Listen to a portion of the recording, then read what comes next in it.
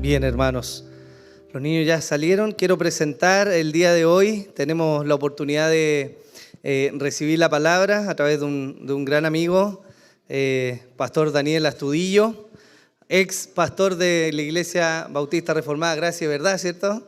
De Padre Hurtado, quien hoy día pastorea una iglesia que se llama Solo por Gracia en Quillón, no Quillón. Quillón. Así que le quiero pedir al pastor Daniel, por favor, que pase por acá para que nos pueda guiar en la palabra.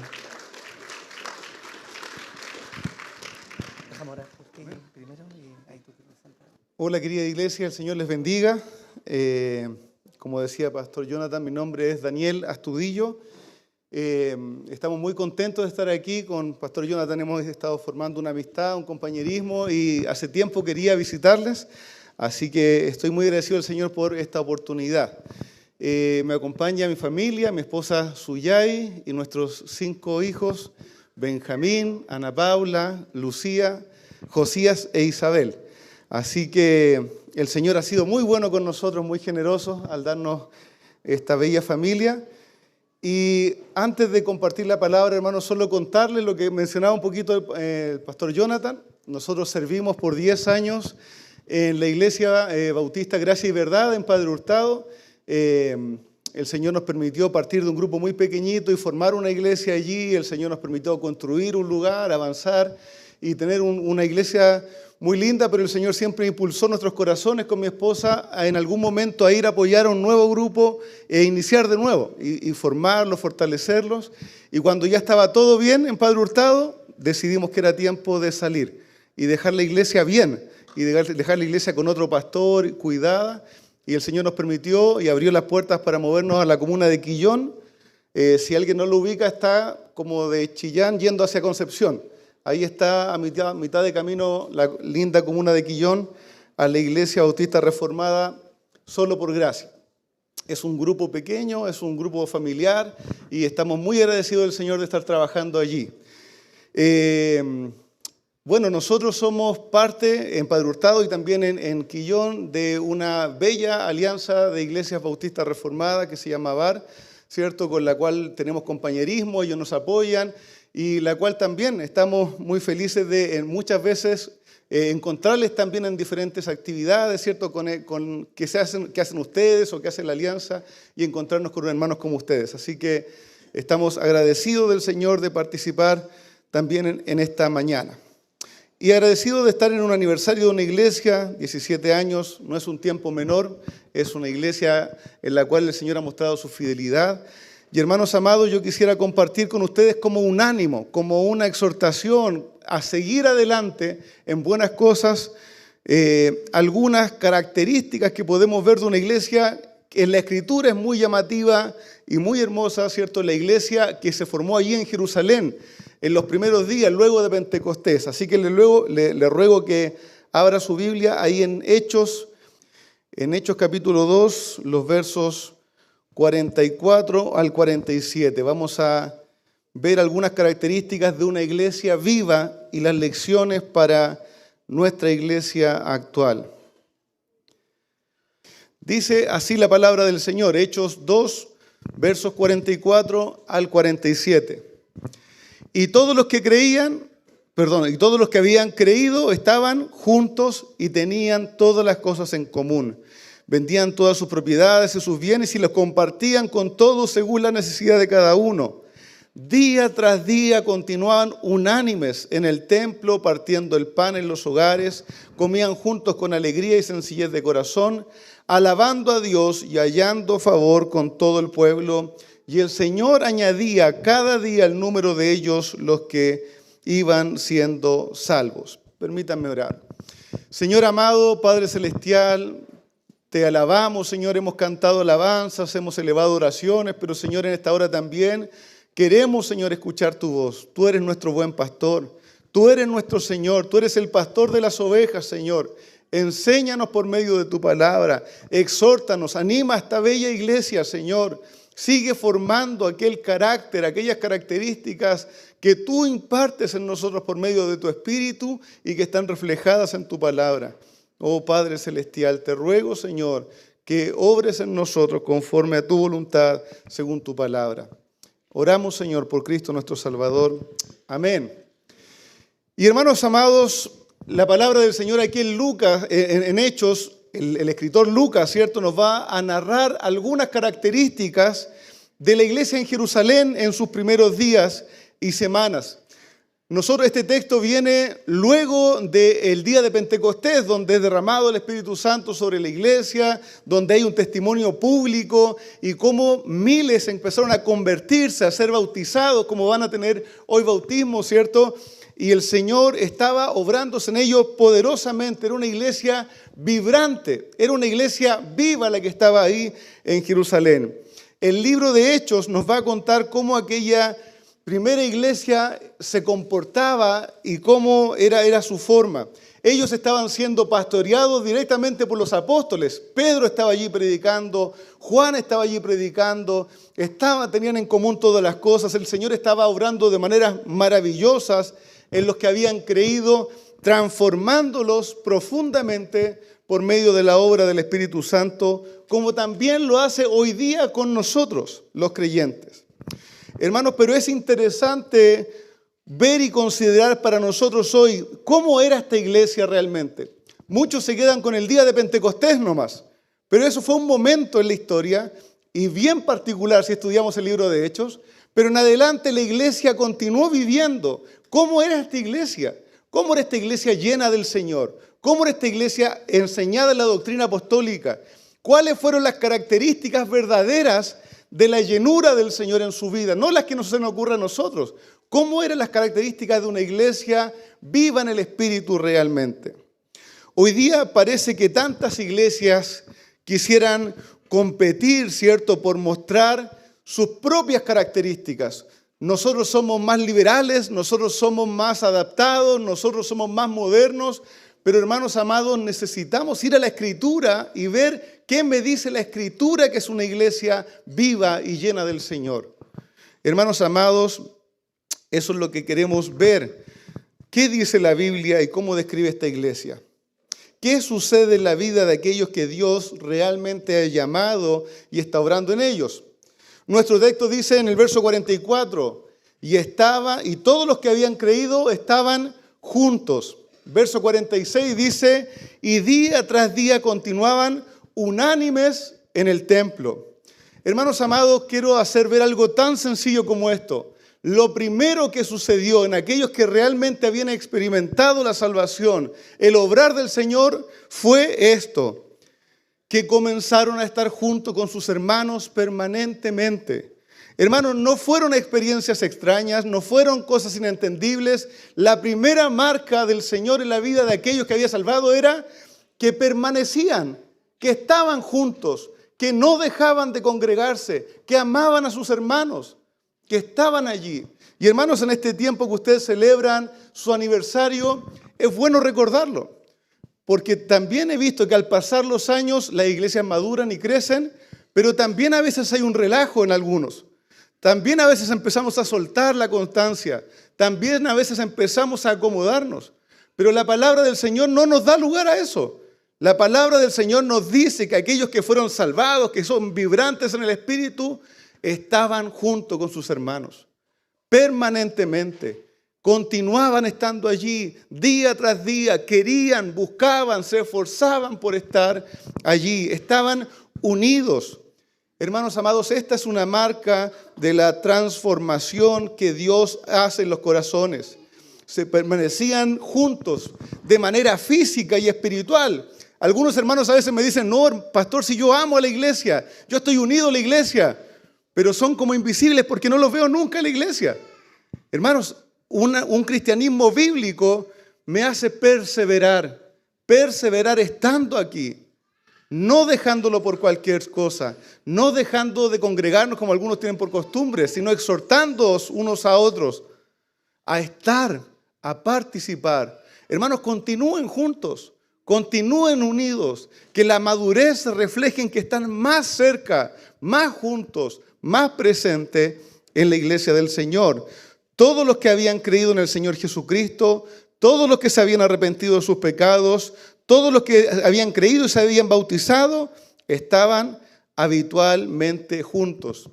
Aunque suena redundancia, me gusta decirlo así, perseveraban en su perseverancia, perseveraban, continuaban en esta carrera de largo aliento. Amados hermanos, los cristianos genuinos se mantienen juntos porque es una marca inicial e identidad del cristianismo. Esta idea tan común en nuestros días de ser creyentes que no quieren estar con otros creyentes simplemente no es bíblica. Simplemente no está en la palabra del Señor. ¿Usted ha sido salvado por el Señor? Esté junto con los creyentes. Anhele esta unión. Llegue a tiempo. Váyase en el último momento. Quiera estar, hermanos queridos, con sus hermanos, porque son de Cristo. Dice el apóstol Juan en la primera carta de Juan, en el capítulo 2, verso 19, hablando de algunos que ya no estaban con ellos, no porque se cambiaron de casa, sino porque habían dejado la congregación. Dice, salieron de nosotros, pero no eran de nosotros, porque si hubiesen sido de nosotros, habrían permanecido con nosotros. Amados hermanos, esto es importante guardarlo en nuestros corazones. Muchas veces va a venir el desánimo.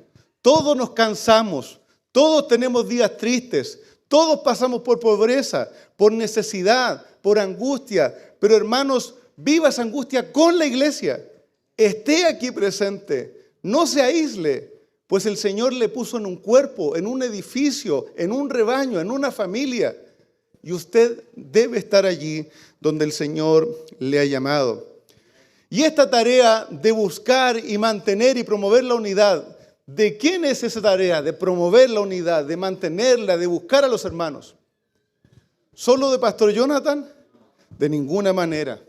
La palabra del Señor nos dice, Hebreos 10:25, no dejando de congregarnos como algunos tienen por costumbre, sino exhortándoos, exhortándose entre ustedes, exhortándose tanto más cuando veis que aquel día se acerca.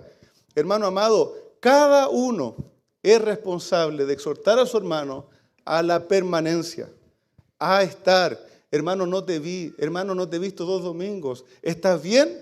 Yo siempre digo esto, algunos dicen, sí, estoy bien. Es que no estás bien. Si no te he visto 2 domingos, no estás bien. Algo pasa con tu cristianismo. Hay que estar presente porque es una marca de lo que hace el Espíritu Santo en nosotros. Unirnos a Cristo por la fe y unirnos con el cuerpo de Cristo.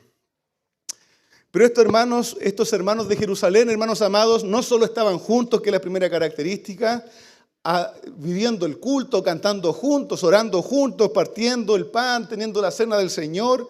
No solo permanecían juntos al disfrutar de las alabanzas, sino que su amor y su fe por Dios se hacía claramente visible por una marca que no debe faltar, hermanos queridos, en nuestras iglesias, especialmente si somos bíblicos. Esta marca no debe faltar. Y quizás es algo diferente a lo que alguien podría pensar. Esta marca es el amor misericordioso de los unos por los otros. Hermanos, el amor misericordioso. No podemos decir que tenemos una teología elevada si nuestro amor misericordioso por nuestros hermanos es pequeño o invisible. Nuestro conocimiento de Dios y nuestro amor por Dios y nuestra llenura del Espíritu Santo debe ser proporcional a cómo se manifiesta eso en mi amor por mis hermanos, en mi cuidado por mis hermanos. Hermanos, lo que Lucas describe aquí en Hechos capítulo 2 es que la iglesia de Jerusalén, esta iglesia de Jerusalén que fue llena del Espíritu, que recibió la palabra de Dios con poder, produjo estas cosas en su vida, una marca, la misericordia ferviente, la misericordia abundante de los unos por los otros. No era solo yo con Dios. Voy a la iglesia, sí, estoy siempre sí, pero soy solo yo con Dios. Esa no era la marca de Jerusalén. La marca fue que empezaron a preocuparse los unos por los otros. Comenzaron a darse los unos por los otros, a buscarse, a querer cubrirse. Hermanos amados, la nueva relación que estos hombres tenían con Dios trajo inseparablemente una nueva relación con sus hermanos. Inseparablemente. Hermanos, esto es lo que la palabra del Señor dice. ¿Cómo puedes decir amar a Dios, cierto, y aborrecer a tu hermano que tienes a tu lado? ¿Cómo se ve que amo a Dios? en cuánto amo a mis hermanos, en cómo los cuido, en cómo tengo misericordia. Aquella comunión que tenían en Cristo les debía llevar más allá de solo cantar juntos. Les debía llevar más allá de solo servir juntos. Les debía llevar más allá de solo estudiar juntos la palabra. Todo eso es bueno, pero en la obra del Señor en nosotros, Cristo en mí, me empuja a algo más. Me empuja a un amor sacrificial. Hermanos queridos, la poderosa obra del Espíritu Santo en la vida de estos hombres había transformado los corazones de ellos, que eran religiosos. Hermanos, este momento sucede 40 o 50 días después de la muerte y resurrección de Cristo, nada más. Muchos de los que se están convirtiendo aquí gritaron crucifícale. Muchos de los que estaban aquí eran fariseos religiosos y duros de corazón. Muchos de los que estaban aquí antes odiaban a los otros judíos. Hermanos, pero la obra del Señor transformaba aquellos corazones profundamente, de tal manera que ahora no eran asesinos, inmisericordias, despiadados, individualistas, egocéntricos, sino que ahora era una iglesia amorosa, generosa, desprendida, cuidadosa los unos de los otros. Hermanos, vuelvo y repito esto, y es porque es necesario nuestros corazones, a que pasan los años a veces, como reanimarlo con esto y fortalecerlo. Los corazones llenos del Espíritu de Dios muestran estas marcas y frutos.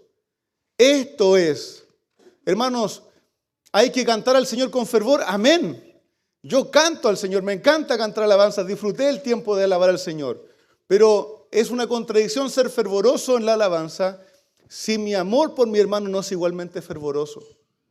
¿Tiene mi hermano para comer? ¿Tiene mi hermano para llegar?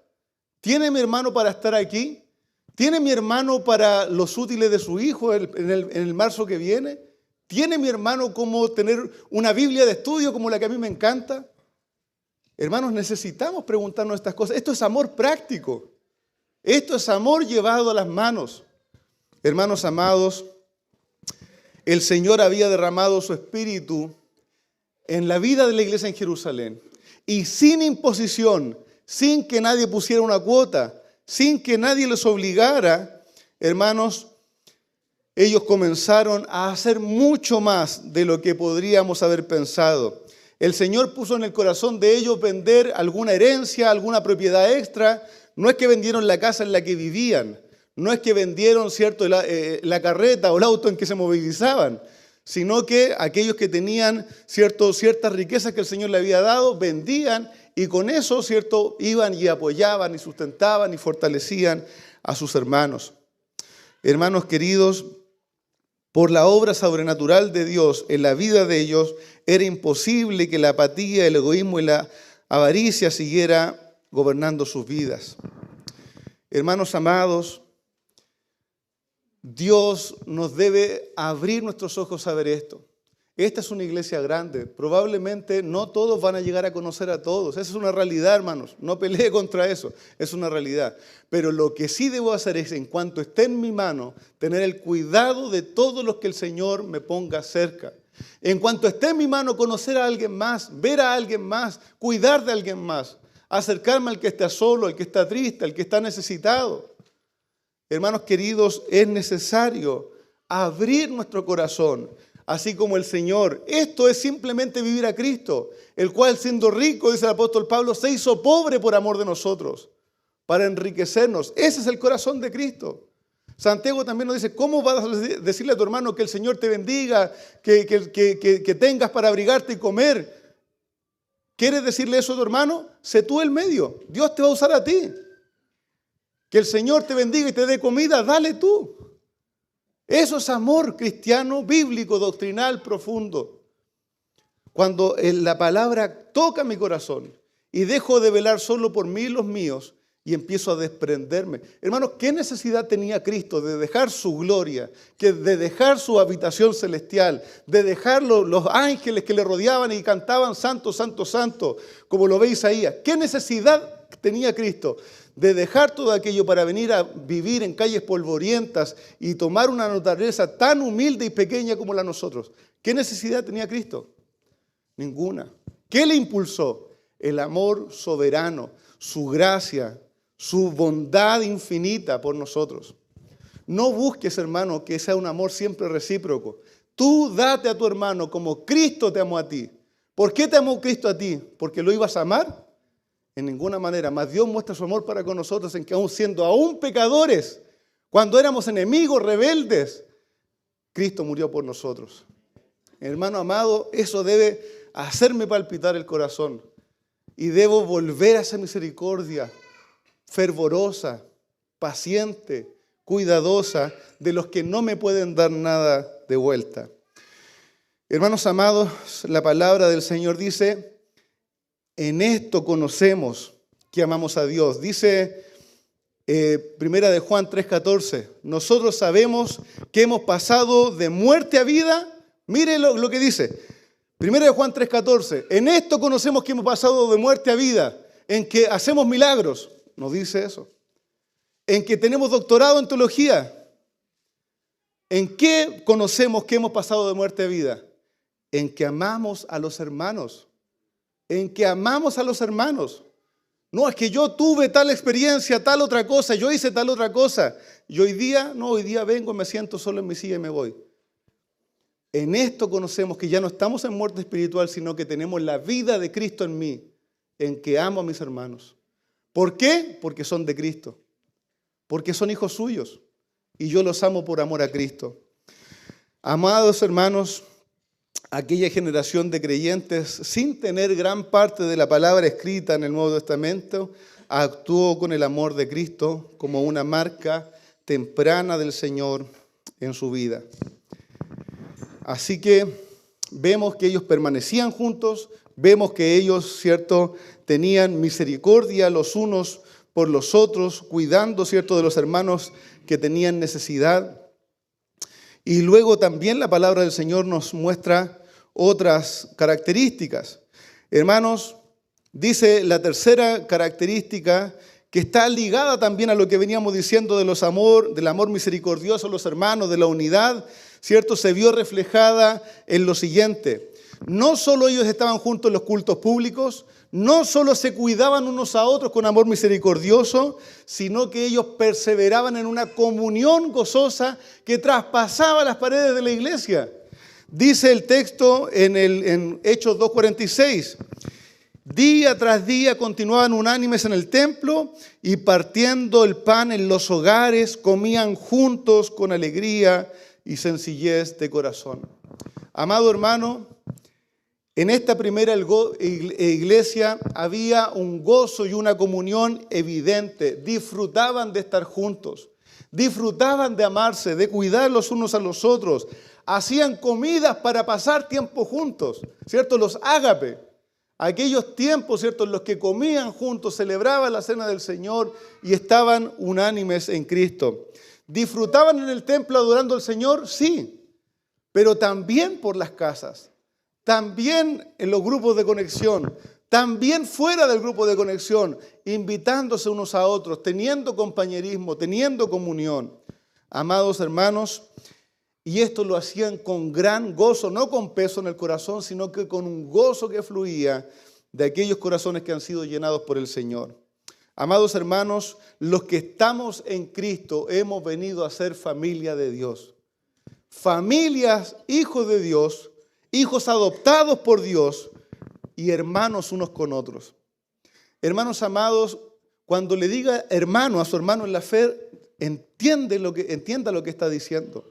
Usted le está diciendo, hermano mío, somos hijos del mismo Padre, comprados por la misma sangre, hemos tenido la misma naturaleza, vamos a pasar la eternidad juntos. Así que es mejor que nos empecemos a llevar bien ahora, ¿cierto? Hermanos queridos, es su hermano en Cristo. Si tiene el Evangelio, si se ha arrepentido de sus pecados, si se ha vuelto al Señor, si el Señor ha hecho una obra evidente en él, es su hermano. Trátelo como tal. Trátelo como tal, no lo ignore, búsquelo. Tenga comunión más allá de las instancias formales. Eso es ser familia. Tenga comunión más allá, acompáñense más allá. Otra vez le digo, ¿van a poder abarcarse todos a todos? De ninguna manera. Ni los pastores podemos hacer eso. Porque no podemos, hermano. Usted sepa que los pastores no podemos hacer eso, no nos da la vida. Pero, hermanos amados, aquí está el llamado en que unos a otros compartían el pan en la casa. Y hermano, cuidado con el pecado de avergonzarse, no, que yo soy muy pobre, que yo soy muy rico, que yo tengo poco, yo tengo mucho, que mi casa está aquí. Hermanos, eso es pecar de orgullo, porque nadie le está pidiendo que usted tenga lo máximo. Lo que nos manda el Señor es a ser misericordiosos y tener comunión y mostrar el amor de Cristo en lo que Él nos ha dado. Así que, hermanos, le animo. Si el Señor les ha dado 17 años y el Señor no viene hoy día, quizás el Señor les dé muchos años más. Así que acostúmbrese a aquellos con los que va a pasar muchos años y fortalezca la comunión. Especialmente cuando ve a alguien nuevo, cuando ve a alguna familia quebrantada con necesidad. El Señor me permitió crecer una familia de personas que no eran perfectas, pero que amaban al Señor, con padres que amaban al Señor. Y muchas veces fuimos fortalecidos por hermanos que nos invitaron, que nos acogieron, que nos rodearon con amor, con cuidado. Hermanos, y yo los recuerdo. Quizás ellos ya, algunos partieron en la presencia del Señor, quizás algunos están en otras partes, pero yo los recuerdo, que nos amaron, que nos cuidaron, que nos fortalecieron y fueron parte de la obra de Dios en mí. ¿Con qué? Con una once, con un almuerzo, con llevarnos a la casa cuando no teníamos cómo volver a la casa, con animarnos en un momento difícil. Hermano amado, usted no lo sabe. El domingo pasado bauticé a un joven que su testimonio era que una maestra de la escuela dominical, después de la clase, cuando había otro tiempo, le aclaró el Evangelio y él creyó en el Señor. Porque se tuvo un tiempo más con él, de hablarle a un adolescente o a un niño del Evangelio. Hermanos, ¿cómo te está usando Dios a ti? A ti, ¿cómo Dios te está usando para fortalecer a tus hermanos? ¿Cómo tú estás viviendo, tú estás promoviendo? No es que no te inviten, ¿cómo tú estás promoviendo la comunión entre hermanos? Hermanos, eso es algo que debe llegarnos al corazón y que el Señor nos guíe, ¿cierto?, a avanzar en aquellas cosas. Esta comunión, hermanos, no desaparece cuando termina el culto público. Mi casa se transforma en la casa de un familiar para mis hermanos. Me recordaba esto mucho a Pablo cuando le escribe a Filemón, ¿cierto? Le escribe por Onésimo, pero Pablo le escribe en la carta a Filemón y en un momento le dice: Filemón, prepárame alojamiento porque quiero ir para allá antes del invierno. No le pide permiso, no le pide muchas cosas, ¿cierto? Había una confianza entre Pablo y Filemón, pero él le dice: Filemón, necesito pasar por allá, por favor prepárate porque voy a estar contigo. A Timoteo le dice también en la segunda carta: Timoteo, ven pronto a verme, necesito compañía. Timoteo, dice la Reina Valera, tráeme el capote, tráeme el poncho, el abrigo, tengo frío, ven pronto, necesito. El apóstol Pablo pidiendo comunión, ven antes del invierno. Hermanos amados, qué bendición hubiese sido ser ese Timoteo, ese Filemón, que da cuidado a un siervo del Señor. Amados hermanos, la comunión, las relaciones profundas, la familiaridad no deben desaparecer de las iglesias bíblicas. Ciertamente, amados hermanos, en la medida que las iglesias crecen y son numerosas, se dificulta un poco esta labor, pero haz todo lo que tengas en tu mano por seguir creciendo en esto.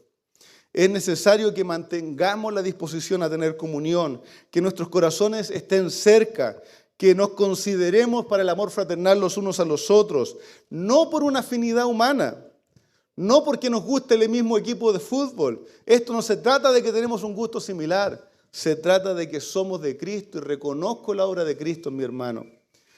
Hermanos amados, pero también quisiera destacar otra característica. Esta obra del Espíritu en esta iglesia tan especial era una iglesia que alababa a Dios continuamente, que era una iglesia de adoradores, que era una iglesia que exaltaba al Señor. No lo encajonemos solo en canciones, porque ciertamente lo hacían, pero alababan al Señor por medio de sus oraciones, alababan al Señor con testimonios públicos, reconocían al Señor, daban gracias al Señor, eran profusos adoradores del Señor. Hermanos queridos, dice el verso 47, alabando a Dios, alabando a Dios. Ellos tenían comunión, tenían gozo, tenían unidad y se dedicaban a alabar al Señor, hallando favor también con todo el pueblo, dice el texto. Había un gozo que se hacía notorio aún a los habitantes de la ciudad de Jerusalén por cómo ellos hablaban de Dios y daban testimonio. Hermanos amados, cuando hablamos, por ejemplo, de la predicación del Evangelio, no siempre debe nacer del deber. En realidad, la predicación del Evangelio debe partir de la alabanza, de la adoración. Cuando el Señor nos salva y transforma tu vida, luego puedes llegar a tu trabajo, a tu familia, y te preguntan, ¿cómo estás? Bien, el Señor me salvó. El Señor me transformó, el Señor cambió mi vida, el Señor está cambiando mi familia. ¿Cómo fue eso? ¿No? Me arrepentí de mis pecados, creí en la obra del Señor Jesucristo. Hermanos amados, la alabanza al Señor, el reconocimiento de su obra, de su favor, de su misericordia, no debe faltar en nuestras vidas. No debe faltar. Cantemos al Señor alabanzas con todo el corazón. Amén. La palabra del Señor dice, Salmo, cantaré al Señor con todo el corazón. Hermanos amados, continúen por esa senda. Pero que esa alabanza se sume también a la alabanza de testificar, a la alabanza de orar, alabanza al Señor, a la alabanza de dar, como hicimos en la ofrenda de lo material al Señor, como una forma de adoración al Señor. Hermanos amados, que el Señor nos fortalezca también en eso y que no suceda lo que sucede en tantos lugares que al pasar los años se enfrían los corazones, se enfría la alabanza y todo pasa a ser costumbre, todo pasa a ser tradición. Que haya en nuestro corazón un corazón ferviente que dé alabanza al Señor. Santiago capítulo 5 verso 13 dice, ¿está alguno alegre? Cante alabanzas. Hermano amado, es una característica que debemos mantener. En pos de la profundidad doctrinal, en pos de la solemnidad a veces no bien entendida, en pos de una religiosidad no bien entendida, podríamos tender a enfriar nuestra adoración. Hermanos, pero la palabra del Señor no nos llama a eso. Pedro dice que tenemos un gozo inefable y glorioso, o sea, un gozo que casi no podemos expresar con palabras. Dice la primera carta de Pedro, si no me equivoco, tenemos un gozo inefable, glorioso, hermoso. Hermanos, alabe al Señor, con orden, con solemnidad, con santidad, pero con gozo y profunda gratitud y reconocimiento al Señor. Hermanos amados, debemos gozarnos en el Señor, debemos permanecer juntos, debemos alabar al Señor y reconocerle a Él por todo lo que Él ha hecho. Hermanos, cuando alguien entra en medio de nosotros debe haber un pueblo agradecido, un pueblo que alabe al Señor. La palabra del Señor dice, el corazón alegre hermosea el rostro. Que se vea en una iglesia gozosa. Yo decía en otro lugar, ¿cierto? No podemos ser cristianos santos y llenos de la doctrina con cara de pasa. Hermano, necesitamos alabar al Señor. Este es el día del Señor. ¿Por qué? Este es el día de la victoria. Cristo resucitó. Gloria al Señor. Hermanos amados, nuestro corazón debe estar vibrante por Él y alabar al Señor, reconocer sus bondades. El salmista alaba al Señor por su rescate y decía, Salmo 30, 11, probablemente bien lo conocen, ¿cierto? Tú cambiaste, voy a leerlo en la Nueva de la América, creo que es esta, dice, tú cambiaste mi duelo en alegre danza, me quitaste la ropa de luto y me vestiste de alegría. Tú cambiaste, ¿cierto?, mi duelo en danza. No es que había un ministerio de danza, hermano, no lo había, ¿cierto? Sino que tú me cambiaste de esta tristeza a una expresión gozosa, espontánea, hermosa, de gozo a ti.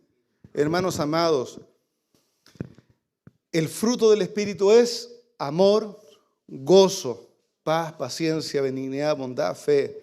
Hay un gozo genuino, hay una alegría sencilla, hay un amor profundo que debe brotar en el corazón del creyente, especialmente mientras adoramos a Dios de manera congregacional.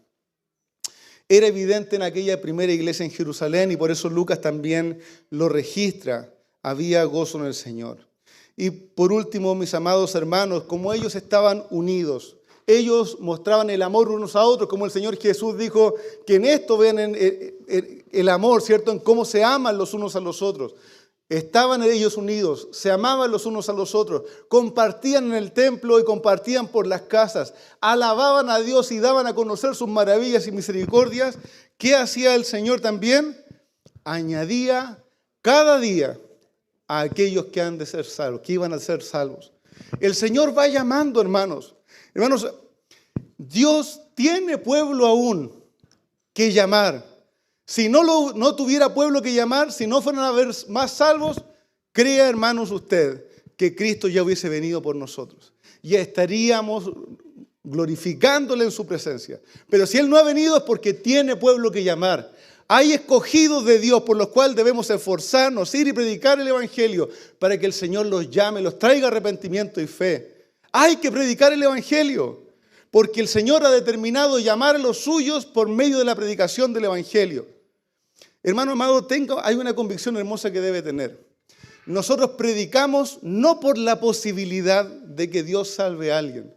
Nosotros predicamos porque sabemos que Dios tiene pueblo y que Dios lo va a llamar. Así que hay que ir y predicar el Evangelio con fe, porque Él va a llamar y va a salvar a personas de toda lengua, tribu y nación, de toda comuna, de toda región.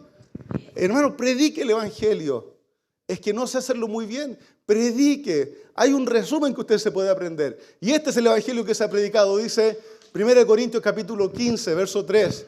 Este es el Evangelio que les he predicado, que Cristo murió por nuestros pecados según las Escrituras, que fue sepultado y que resucitó al tercer día según las Escrituras.